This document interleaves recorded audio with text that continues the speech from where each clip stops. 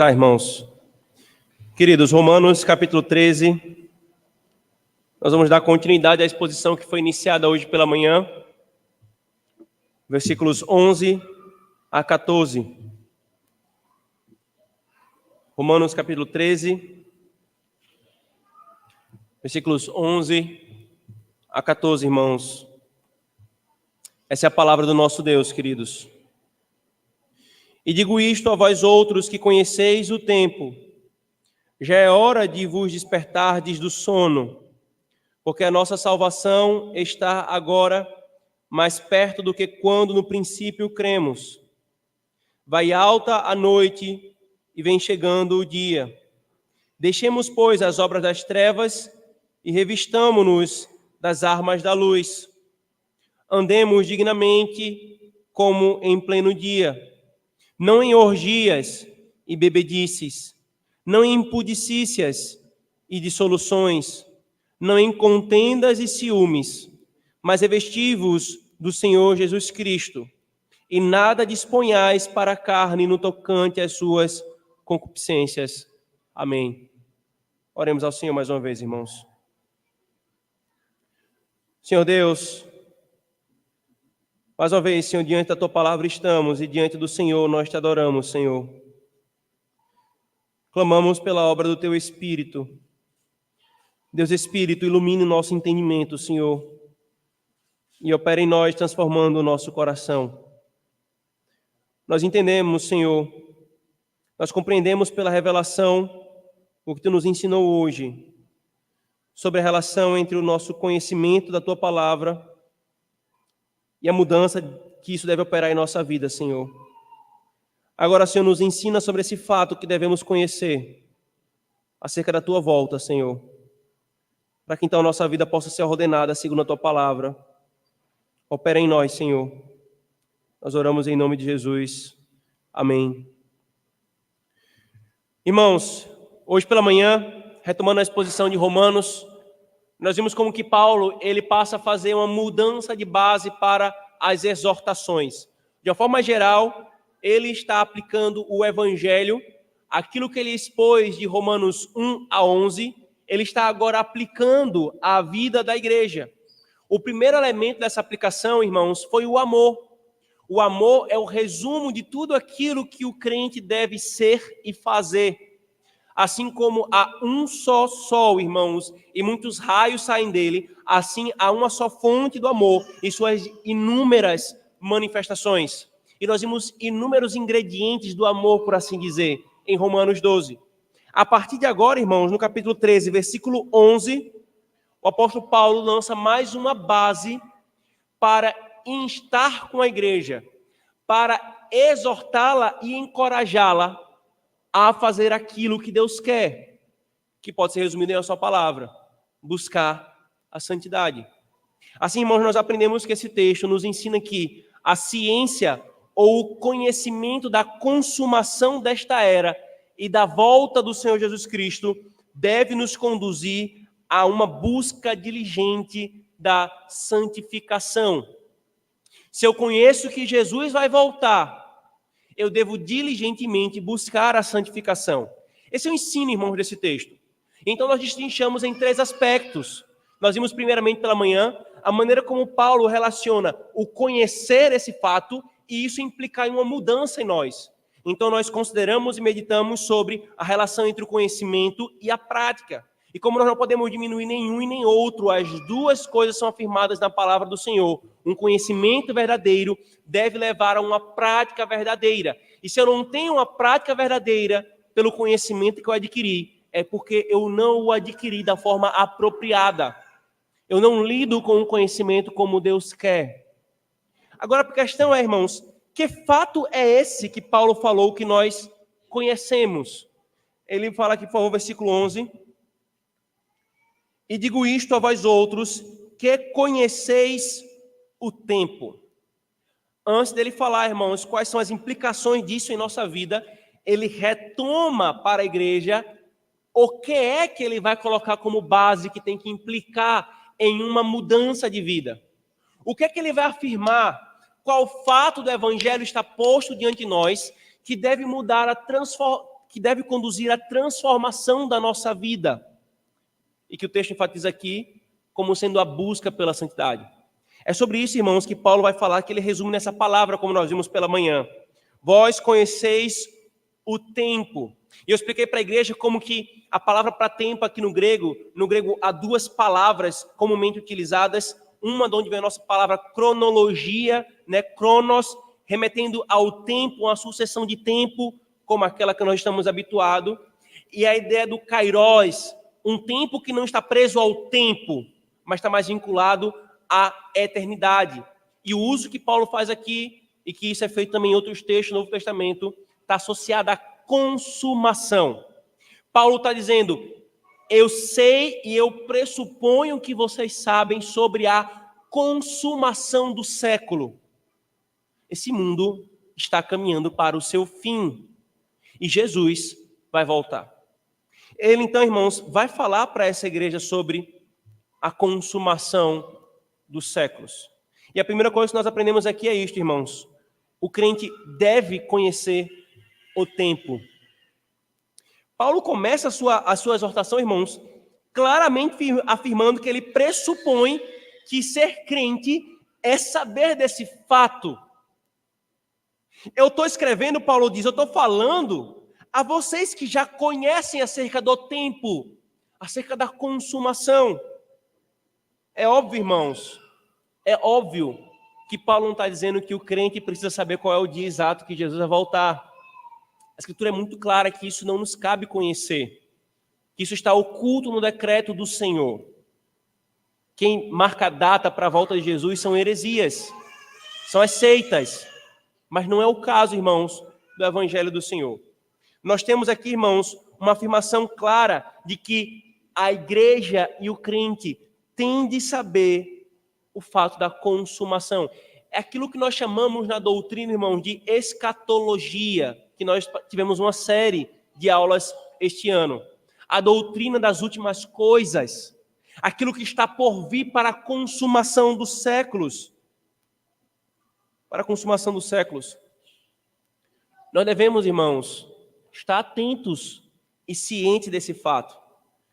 Infelizmente, irmãos, essa é mais um ponto, é mais uma questão em que a igreja se divide em posições concorrentes. Infelizmente, irmãos, muitos sustentam suas posições com base em pressuposições que estão mais associadas ao seu coração e aos seus afetos do que a uma exegese bíblica verdadeira. Por exemplo, um pastor conhecido no Brasil, essa semana, tentando explicar todo o seu apego ao que está acontecendo com Israel, e nós já explicamos para a igreja a diferença entre a questão política e a questão teológica aqui. Ele vai dizer que mudou a sua opinião sobre a posição dos judeus no plano da redenção, depois que ele visitou Israel e teve uma experiência maravilhosa ali. Essa experiência maravilhosa que ele teve foi base para a sua mudança de doutrina.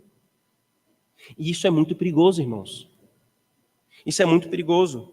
As diferentes posições que nós temos, irmãos, não podem estar certas todas. É claro que essa é uma questão mais difícil e mais delicada. Mas uma coisa é certa, irmãos. Nós devemos nos dispor a crer corretamente sobre a consumação dos séculos. Quer ver como isso é importante, querido? Quando acontece qualquer coisa no noticiário, quando um crente não sabe acerca do tempo da consumação e tem uma visão equivocada, todo tipo de reação no coração é possível. Vem inquietação, vem ansiedade, vem angústia, o mundo vai acabar amanhã. Como se isso já não fosse avisado. Como se já não fosse falado que a qualquer momento o mundo vai acabar. Ou então, quando não se tem a verdadeira doutrina ou um conhecimento adequado acerca do que Paulo está falando aqui, qualquer profeta que se levanta falando, tirando coisas da sua cabeça, leva muitos após outros, após eles. Ou quando não, passa-se a ter todo tipo de visão milaborante sobre a consumação, chips implantados e coisas alheias. Ora, irmãos, o Senhor quer que nós saibamos, irmãos, adequadamente sobre essa doutrina. Não é para especulação. A doutrina da consumação dos séculos não é mera especulação ou para briga entre a igreja. Paulo está falando que é para ela afetar a minha vida hoje. O Senhor revelou o que Ele revelou sobre a consumação dos séculos, irmãos. Não foi para que a igreja pudesse fazer uma novela mexicana, como é alguns filmes sobre a consumação dos séculos. Mas Ele o fez para consolo, para esperança, para santificação. Queridos, a despeito de toda contenda que há, nós devemos nos esforçar para lançar mão de tudo aquilo que o Senhor revelou na sua palavra e ter uma posição correta e coerente, em que nenhum texto contradiz o outro. Eu sei que a inclinação de muitos diante dessa complexidade, desse ponto que Paulo está falando, é de achar que é tão difícil, ou tão confuso, é tanta briga que é melhor nem acreditar, nem ter uma posição sobre isso. É melhor nem aprofundar muito sobre isso, só serve para briga. Não. Paulo está nos mostrando, irmãos, que saber sobre o tempo, sobre a consumação, é para tudo, menos para isso. Que nós devemos conhecer, para que isso mude a nossa caminhada hoje. Isso vai impactar, como nós vamos ver logo em seguida. Por isso, queridos, a primeira coisa que nós aprendemos é que nós devemos ter uma visão correta sobre esse ponto da palavra de Deus.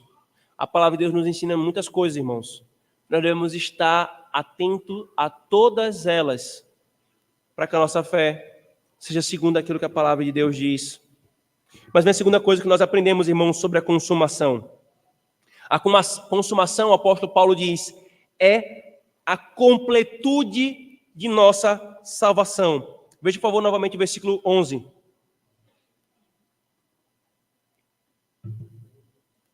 Paulo diz, digo isto a vós outros que conheceis o tempo, já é hora de vos despertardes do sono, porque a nossa salvação está agora mais perto do que quando no princípio cremos. Todo o tom do texto, irmãos, toda a linguagem de Paulo está remetendo à consumação, ao fim da era. Então ele vai falar sobre essa consumação nesses termos.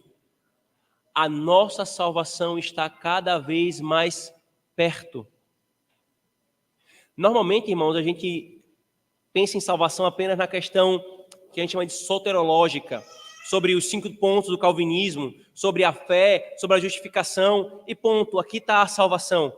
Irmãos, para o Novo Testamento, a salvação é toda a obra de Cristo e do Espírito em nós. Desde quando nós cremos até quando nós somos ressurretos, vamos ser ressuscitados no último dia. A salvação, irmãos, ela envolve todo esse escopo da obra do Senhor. É por isso que o Novo Testamento fala que nós já estamos salvos, mas nós ainda não estamos salvos. Porque ela não está completa. Falta ainda, irmãos, um detalhe. Falta um aspecto, irmãos. Nós devemos, queridos, dirigir a nossa atenção exatamente para esse fato. A consumação da nossa salvação está perto, queridos. Devemos ansiar por esse dia. O dia em que nós seremos salvos de nós mesmos, salvos dos nossos pecados, salvos de Satanás, salvos do mundo. Está perto. Está chegando, irmãos.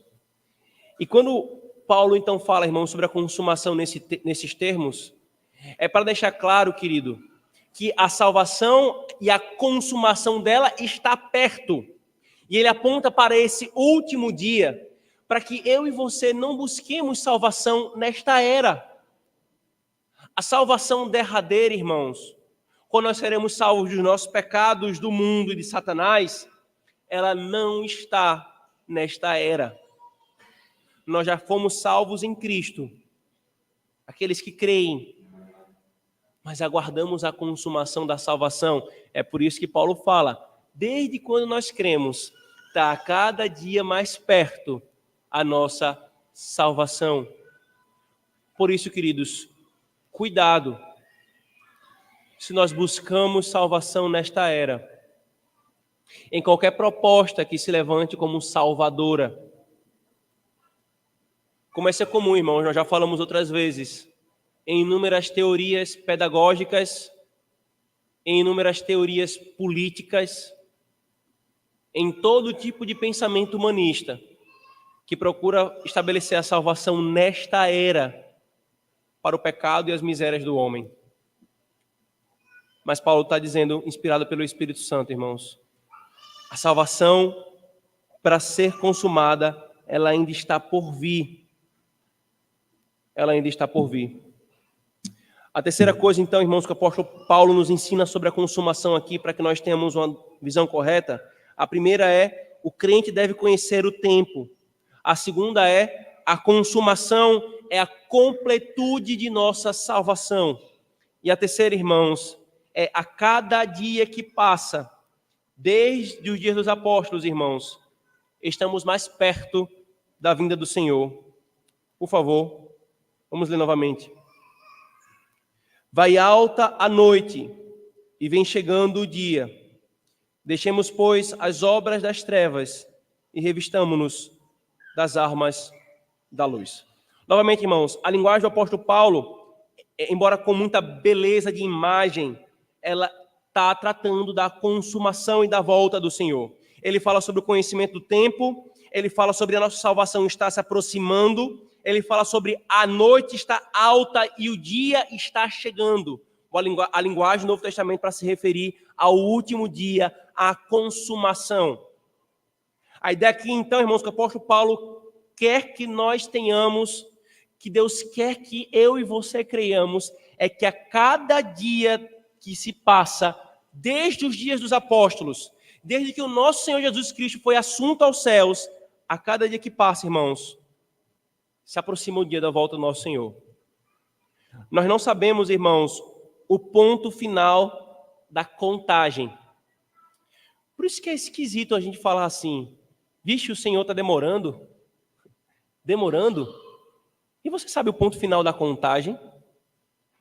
Mas pode ser dito, a cada dia que passa, está mais perto a nossa salvação. A cada dia que passa, a noite das trevas dessa era está se findando e o dia vai raiando diante dos nossos olhos. A cada dia que passa, irmãos, estamos perto da volta do Senhor.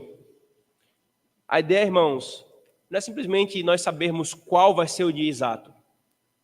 O que Deus quer que nós creiamos, irmãos, a partir desse texto, é que nós devemos ter um senso da iminência da volta de Cristo. Sim, queridos, muitos não vão concordar com essa ideia da iminência, a depender da abordagem hermenêutica que faça dos sinais, por exemplo, os sinais dos últimos dias. Alguns, por exemplo, num grupo que já foi apresentado para a igreja, os pré-milenistas, colocam todos os sinais para o futuro. Tudo ainda vai acontecer. Nenhum sinal aconteceu ainda. Outros colocam o cumprimento de alguns sinais, boa parte no passado.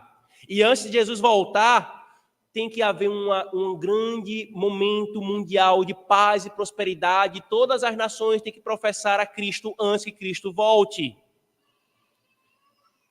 Ambos erram.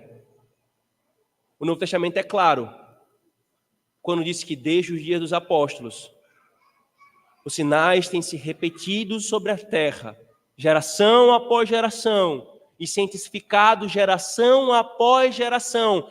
Está tudo pronto. Só falta uma coisa. Só falta uma coisa. Jesus voltar.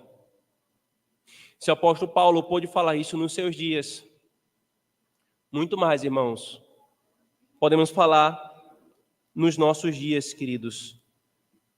Está próxima a volta do Senhor, queridos. Está cada vez mais perto a volta do Senhor Jesus. Veja, por favor, esses textos aqui. 2 Tessalonicenses, capítulo 2.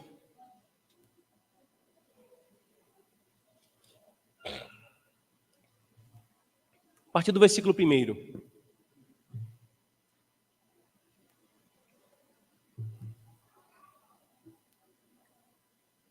Irmãos, no que diz respeito à vinda de nosso Senhor Jesus Cristo e a nossa reunião com Ele, a dúvida que Paulo está falando sobre a consumação?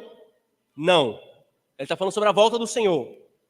Nós vos exortamos a que não vos demovais da vossa mente com facilidade, nem vos perturbeis, quer por espírito, quer por palavra, quer por epístola, como se procedesse de nós, supondo tenha chegado o dia do Senhor. O que é que os tessalonicenses estavam passando, irmãos? Eles estavam lidando com algumas heresias já nos seus dias, de pessoas que não tinham entendido sobre a volta do Senhor, e dizendo, Jesus já voltou, e nós ficamos. Já aconteceu esse dia. Paulo começa tratando esse problema que essa igreja tinha, lembrando, não é assim. Não se movam facilmente da posição que nós ensinamos a vocês sobre a volta do Senhor.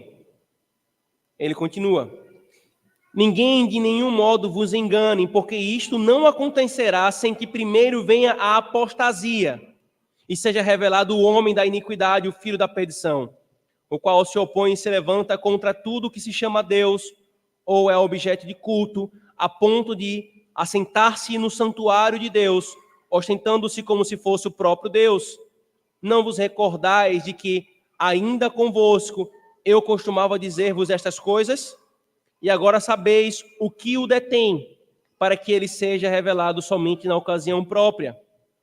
Aí ele vai falar então sobre esse homem da iniquidade que detém a vinda do Senhor. Ou seja, que o Senhor não vai vir antes que ele seja revelado.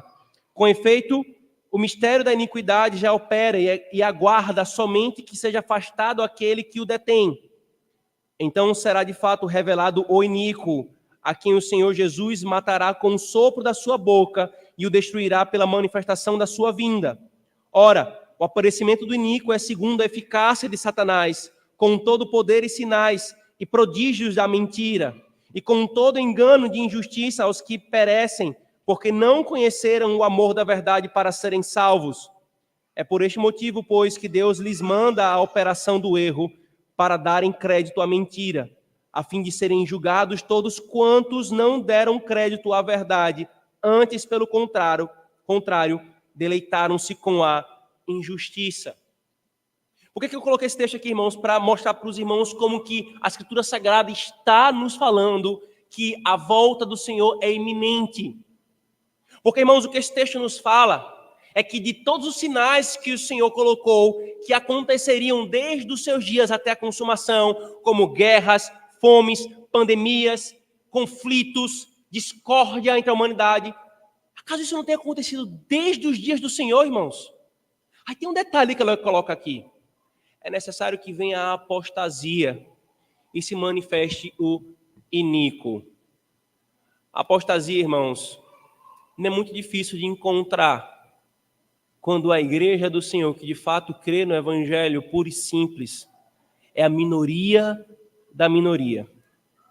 Faça um exercício.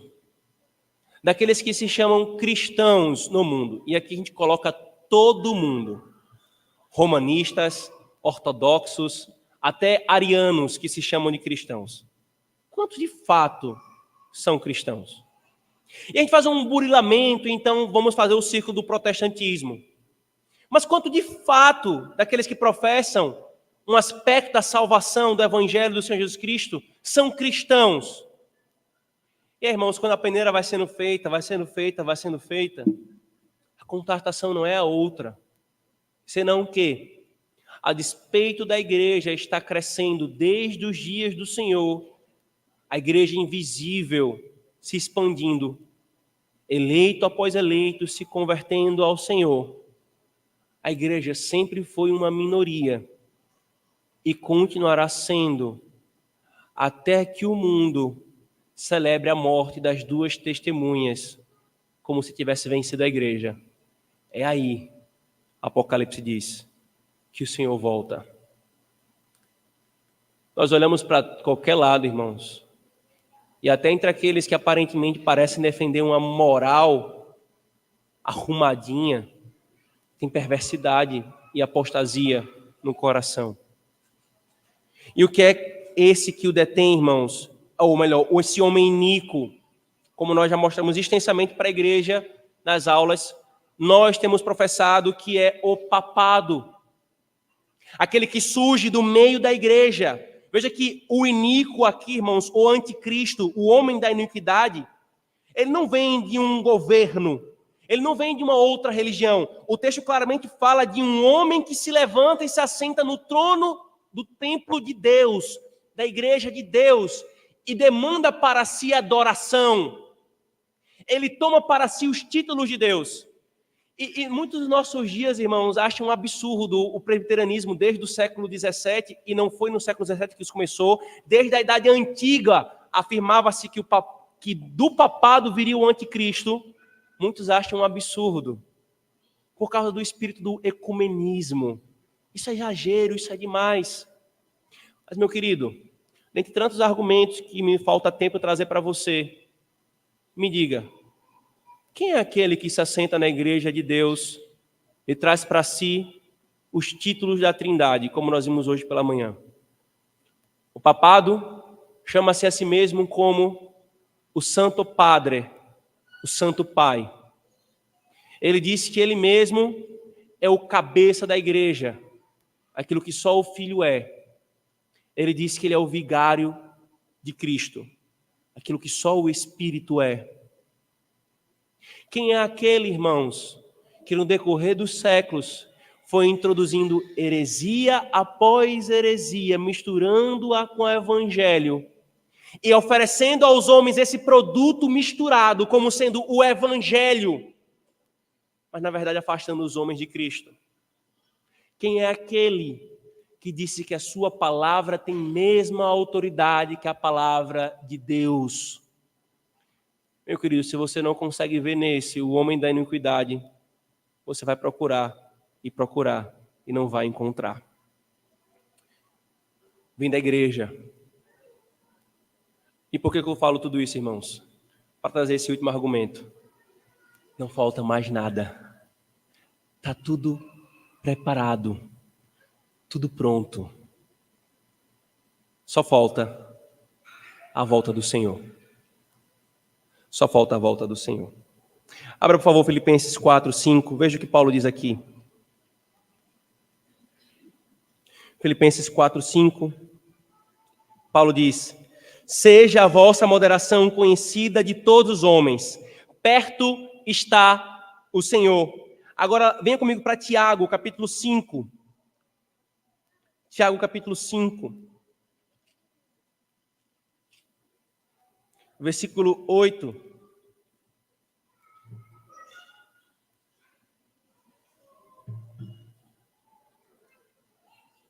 Tiago diz: sede vós também pacientes e fortalecei o vosso coração, pois a vinda do Senhor está próxima. Esses textos são claros, irmãos, mas alguns, pela maneira como interpreta algumas passagens do Novo Testamento, vão dizer que essa vinda aqui é uma outra vinda do Senhor. É quando ele veio em juízo, destruindo Jerusalém no ano 70. Mas vamos então para Pedro. Venha, por favor, para 1 Pedro, capítulo 4, versículo 7. Pedro diz: o fim de todas as coisas está próximo. Não é o fim de Jerusalém, é o fim de todas as coisas está próximo. Sede, portanto, criteriosos e sóbrios a bem das vossas orações. E mais uma vez, Pedro está fazendo a mesma coisa aqui. Se esta é a doutrina da consumação, então sejam assim, vivam dessa forma. Ou então venham comigo para Apocalipse, querido. Apocalipse, capítulo 22, versículo 10, 12 e versículo 20. O texto claramente está se referindo à consumação, e o Senhor diz: disse-me ainda, não seles as palavras da profecia deste livro, porque o tempo está próximo. Continue o injusto fazendo injustiça, continue o imundo ainda sendo imundo, o justo continue praticando a justiça, e o santo continue a santificar-se. E eis que venho sem demora, e contigo está o galardão que tenho para retribuir a cada um segundo as suas obras, fazendo referência ao juízo. Versículo 20 agora, aquele que dá testemunho destas coisas diz, certamente venho sem demora. Amém. Vem, Senhor Jesus. Queridos, não vivamos a vida como se houvesse amanhã. Porque por um caminho ou por outro, não haverá amanhã. Quer pelo caminho da nossa morte, quer pelo caminho da volta do Senhor. Por um caminho ou outro, a Escritura nos lembra da iminência da consumação desta era ou da nossa caminhada. Possa ser, querido, que haja amanhã e você acorde e fala assim, que exagero do pastor. Teve um amanhã, tá vendo? Possa ser que de fato o Senhor volte, não no século 21, mas no século 22, ou talvez no século 23. Todavia, irmãos, com clareza solar, ele nos lembra que ao nos falar sobre a iminência da sua volta, ele queria que nós vivêssemos cada dia sabendo que ele pode ser o último. A implicação disso aqui, queridos, eu preciso deixar claro, nem então para você falar assim, então eu vou chutar o pau da barraca, eu só queria isso, pastor, para largar meu trabalho, largar meus estudos e viver a vida como se não houvesse amanhã, porque Jesus vai voltar. Curiosamente, essa foi uma interpretação de alguns crentes em Tessalônica, que entenderam errado o que Paulo falou sobre a iminência da volta de Cristo, e então muitos começaram a largar os seus trabalhos. Largar os seus trabalhos, porque Jesus vai voltar, Jesus vai voltar, Jesus vai voltar. E começaram a passar fome. Então começaram a ir de casa em casa, na casa dos irmãos, pedindo comida. Me ajude, irmão, por favor, porque Jesus vai voltar, né? Então eu larguei meu trabalho. Aí Paulo vai e fala na primeira epístola aos Tessalonicenses, quem não quer trabalhar, que não coma. Porque a volta iminente do Senhor Jesus Cristo não nos foi dada para que você então viva como um preguiçoso, como um eremita. Não é para mudar a nossa vida nessas coisas, não. A volta iminente dele é para fazer com que nós caminhemos em todas essas coisas com santidade. É isso que o texto está nos colocando, irmãos. Santidade. Eu devo trabalhar e caminhar, sabendo que esse pode ser o meu último dia. E se não foi o meu último dia, eu levanto de novo e trabalho e caminho, faço tudo o que Deus me põe para fazer, sabendo que pode ser o meu último dia ou o último dia desse mundo. Porque a qualquer momento o Senhor vai voltar, irmãos.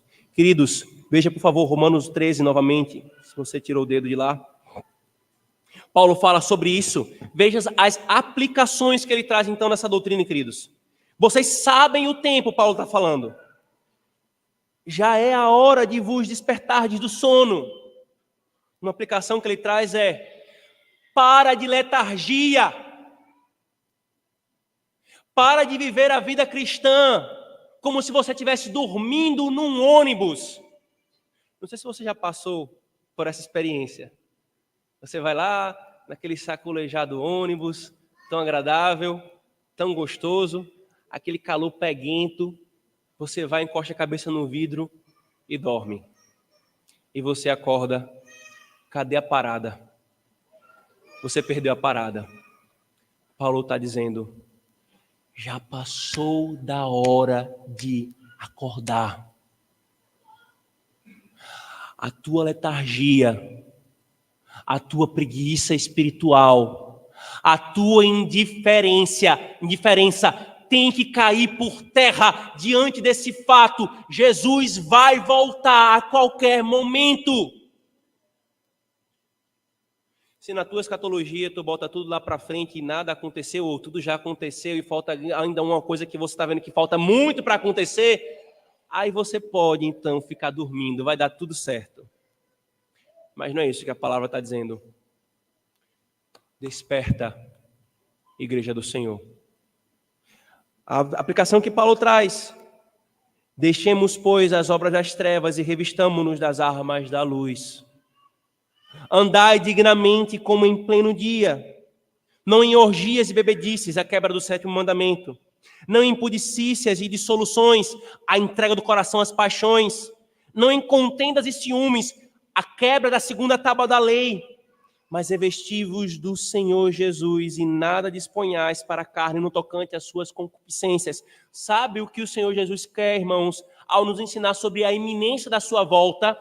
É que isso nos conduza a uma vida santa. Porque eu quero me apresentar a Ele de forma que o glorifique. Nós não cremos, irmãos, como muitos carismáticos e pentecostais, de que se você estiver em pecado, você vai ficar. Não. Você só vai ficar se você não estiver em Cristo.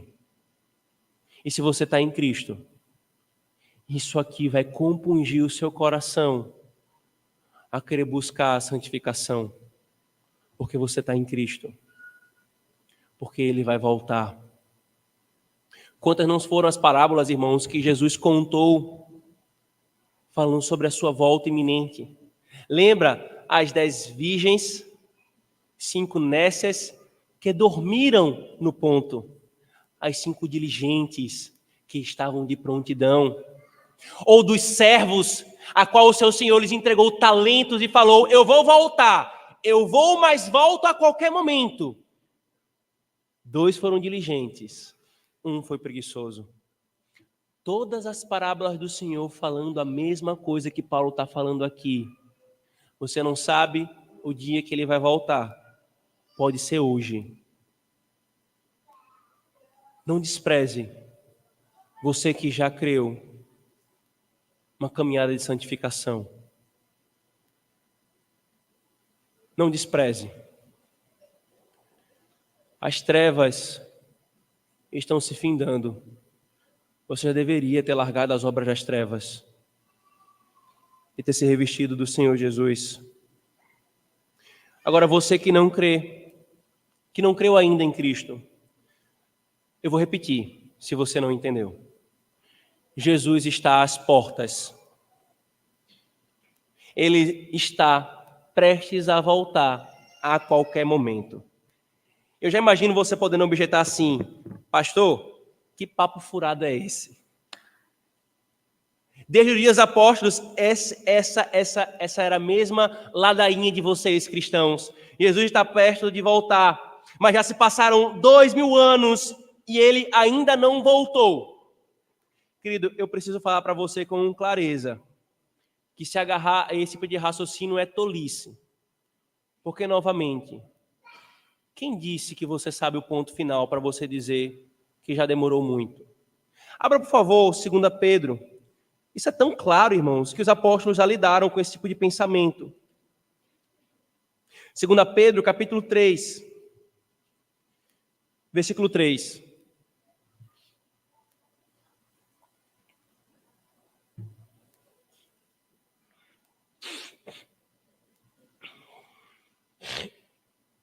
Veja o que Pedro fala, queridos.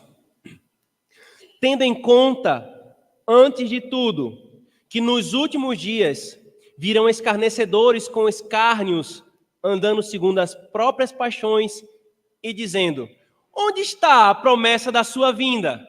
Porque desde os pais dormiram, todas as coisas permanecem como desde o princípio da criação. Porque deliberadamente esquecem que de longo tempo houve céus bem como terra, a qual surgiu da água e através da água pela palavra de Deus, pelo qual veio aparecer o mundo daquele tempo, afogado em água. Ora, os céus que agora existem e a terra pela mesma palavra têm sido entesourados para fogo, estando reservados para o dia do juízo e destruição dos homens ímpios. Há todavia uma coisa, amados, que não deveis esquecer, que para o Senhor um dia é como 1000 anos e 1000 anos como um dia. Não retarda o Senhor a sua promessa, como alguns a julgam demorada.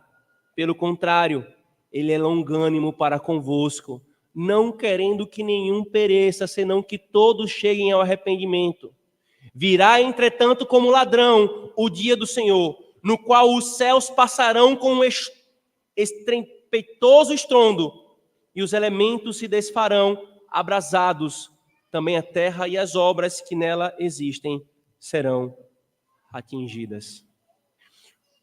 Como você pode caçoar de uma suposta demora? Pedro falou, ele não demora. Deus não está preso ao tempo, e ele age no tempo certo.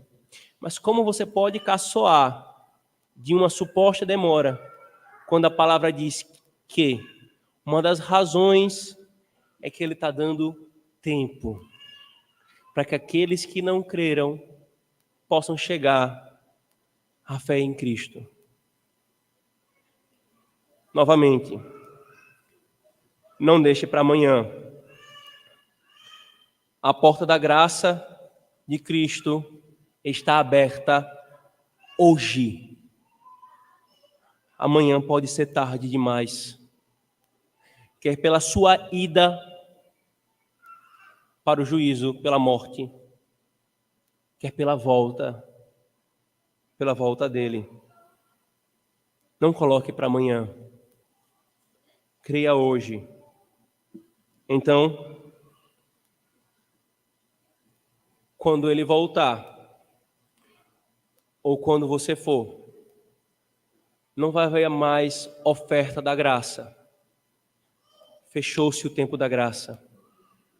Abre-se agora o tempo de juízo. Creia. Creia. E você será salvo.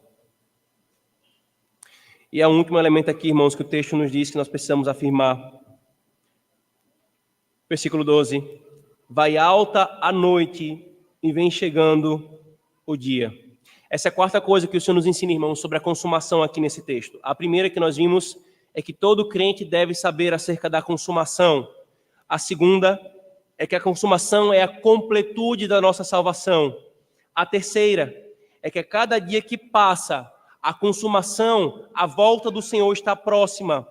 E a quarta, essa era é uma noite comparada com uma era vindoura. Irmãos, essa comparação aqui, ela é bela e ao mesmo tempo é chocante. Essa era é uma noite comparada com a era vindoura, irmãos. É uma noite. E mais uma vez, irmãos, erram aqueles que querem para essa noite o dia. Que querem um quase céu antes do céu derradeiro. A Escritura é clara, irmãos. Essa noite desta era está findando, para que possa então irromper o dia, irmãos.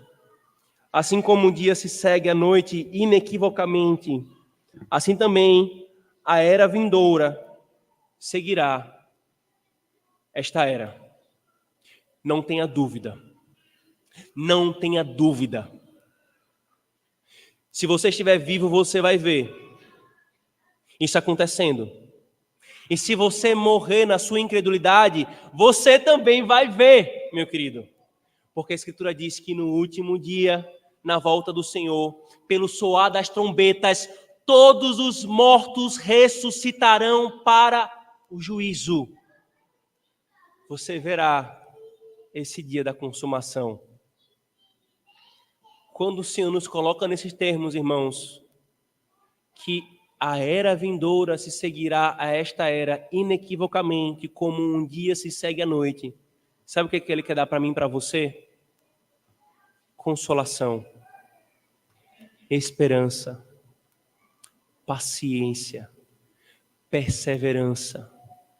Vale a pena perseverar até o fim com o Senhor, porque está chegando. Vale a pena, crente, você mortificar o seu pecado e lutar contra o pecado no seu coração. Vale a pena, irmãos, nós deixarmos de lado todas as obras das trevas e pegarmos as armas da luz. Vale a pena, irmãos. Dói. É dolorosa a mortificação da nossa carne, querido, mas vai passar. O que é essa noite comparado com o dia que está rompendo? O que é? E ele nos dá a conhecer isso, irmãos, exatamente para nos impulsionar, nos empurrar a uma busca convicta pela santificação, a uma perseverança resoluta por fazer aquilo que ele quer. Porque aqueles que querem continuar com as obras das trevas, como é próprio desta era, passarão junto com ela. Mas aqueles que nessa era de trevas caminham pelas obras da luz, encontrarão aquilo que lhe é próprio, o dia raiando no horizonte da volta do Senhor. Se você não creu ainda no Senhor, mais uma vez Ele está sendo bondoso e gracioso com você e dizendo: eu vou voltar. Acolha a oferta da minha graça. Porque quando eu voltar, já não virei mais como um cordeiro, mas como um leão, que vai tomar vingança dos seus inimigos que me desprezaram. E se você já creu, crente, a iminência da volta do Senhor deve fazer aquilo que ele fala aqui: desperta a igreja do sono. Para de lidar com essa vida como se nós estivéssemos na Disney. Nós estamos numa guerra. E o principal inimigo chama-se nosso coração carnal, nosso pecado. Que o conhecer, irmãos, sobre a doutrina da consumação mude a nossa vida hoje, fazendo-nos mais santos. Amém. Oremos, irmãos.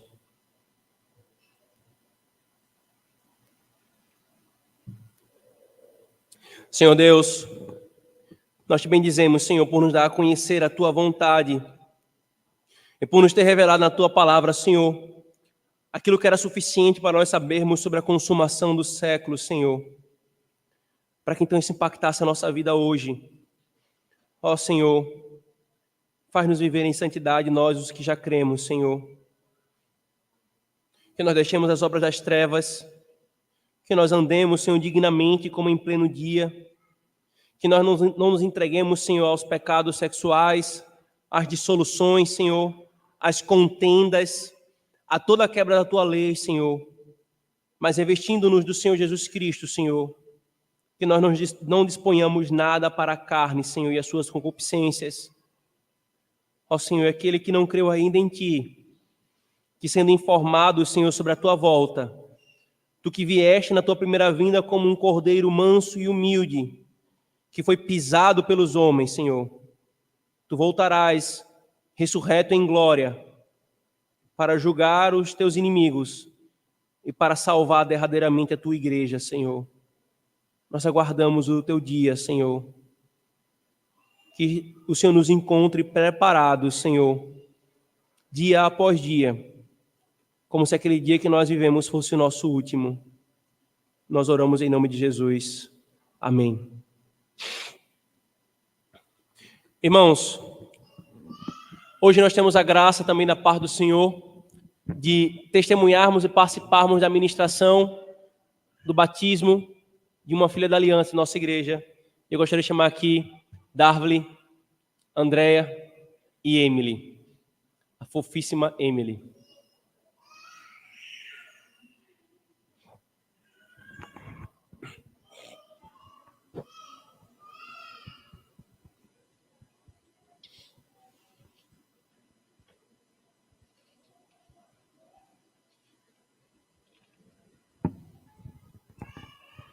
Queridos, é sempre uma alegria, irmãos, nós temos os batismos dos filhos da aliança nessa igreja, porque isso é um sinal da bênção do Senhor sobre ela.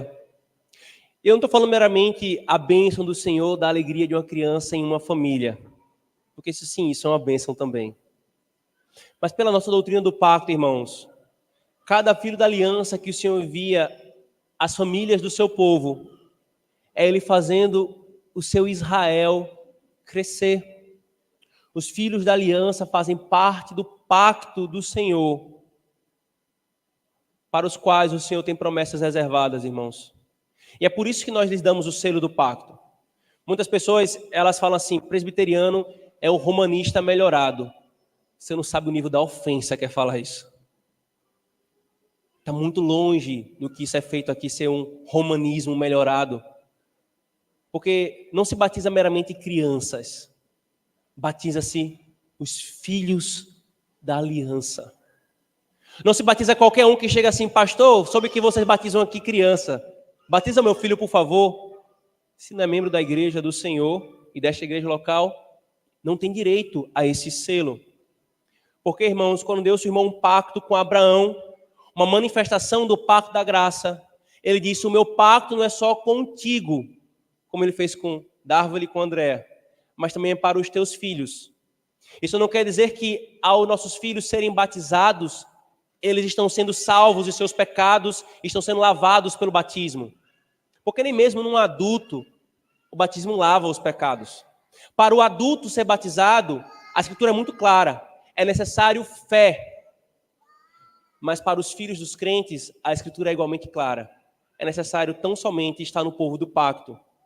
Porque, como o Senhor fala em 1 Coríntios 7, os vossos filhos não são como os filhos dos ímpios, eles são santos, isto é, eles são separados. Eles vão receber uma tratativa diferente daquela que os ímpios recebem. É por isso que nós batizamos, irmãos, pela fé aos nossos filhos. Porque Deus fez um pacto conosco. E por sua graça e misericórdia, Ele estendeu os benefícios externos desse pacto aos nossos filhos. Os nossos filhos são contados como Israel de Deus. Os nossos filhos estão aqui recebendo os meios de graça, a pregação da palavra. Eles estão vendo a ministração da mesa do Senhor. Eles estão crescendo na comunhão dos santos. E esta é a razão, irmãos, pela qual, com muita convicção e fé, nós batizamos os nossos filhos, irmãos. Não é uma mera apresentação. Não é um mero respingar de água na testa da criança, na cabeça da criança. É um ato de fé, cumprindo o pacto que Deus firmou conosco. E que agora Darwin e Andréa poderão fazer. Deus entrou em pacto com vocês, Darwin e Andréa, em Cristo Jesus. Ele lhes estendeu a sua graça e vocês foram salvos. Eles enviou então essa menina, Emily, essa filha da aliança. E pela mesma fé que vocês exerceram, colocando-a em Cristo, vocês a trazem aqui, cumprindo o que Deus demanda de vocês, firmando votos, como é próprio do pacto, do que vocês se comprometem em fazer diante de Deus e dos homens, no tocante ao cuidado dessa filha da aliança que Deus lhes deu. Emily é de vocês por administração, mas Emily e todo filho da aliança é do Senhor pelo seu pacto. Por isso, queridos, eu preciso então perguntar a vocês algumas perguntas para que vocês renovem dentro da igreja a sua fé e a sua convicção no Deus que vocês creem e nos compromissos que vocês têm para com Emily diante do Senhor. Primeiro, vocês creem em Deus Pai Todo-Poderoso, Criador dos céus e da terra?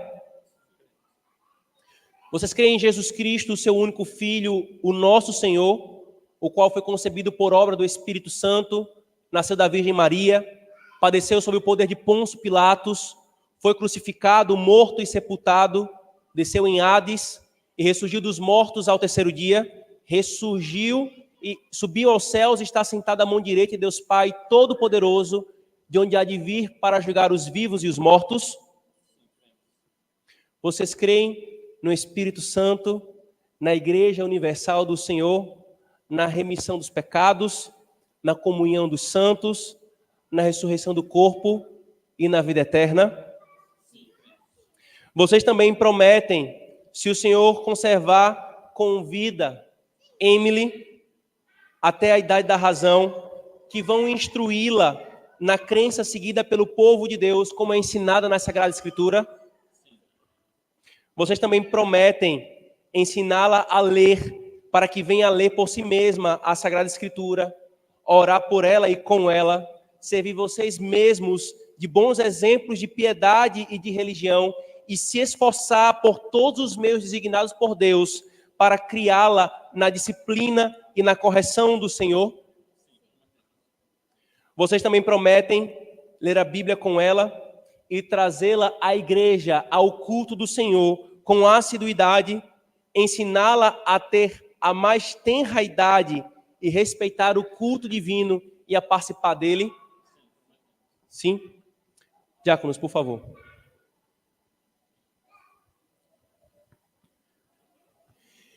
Emily agora, irmãos, receberá o selo do batismo. Emily, eu te batizo em nome do Pai, do Filho e do Espírito Santo. Amém. Membros da Igreja Manancial, se coloquem de pé. Esse é um ato pactual. E como eu falei, não está associado da igreja local. Por isso eu pergunto a vocês que são membros da Igreja Presbiteriana Manancial. Vocês prometem orar por Darvely e Emily e Andréa e auxiliar Darvely e Andréa para que eles possam cumprir diante do Senhor os votos que agora eles firmaram diante de Deus e de você, igreja? Vocês prometem? Sim. Dito isso, vamos orar, irmãos. E eu preciso lembrar também, vocês crianças que já foram batizadas e que já conseguem perceber o que está acontecendo aqui. Um dia, há não muitos anos assim, vocês estavam aqui no colo do pai de vocês e receberam o selo do batismo. Eu preciso lembrar vocês que vocês precisam apressar os seus passos para crer no Senhor Jesus. E tão logo for possível, vocês possam professar aqui diante dessa igreja a fé no Senhor. E pais, nós que já batizamos os nossos filhos, a cada batismo que o Senhor nos dá, irmãos, nessa igreja, Ele está dando a você e eu o privilégio de sermos lembrados dos nossos votos que nós proferimos diante dEle e diante da sua igreja. Faça um autoexame e pergunte-se: o quanto você está cumprindo os votos que você firmou diante do Senhor para com os seus filhos?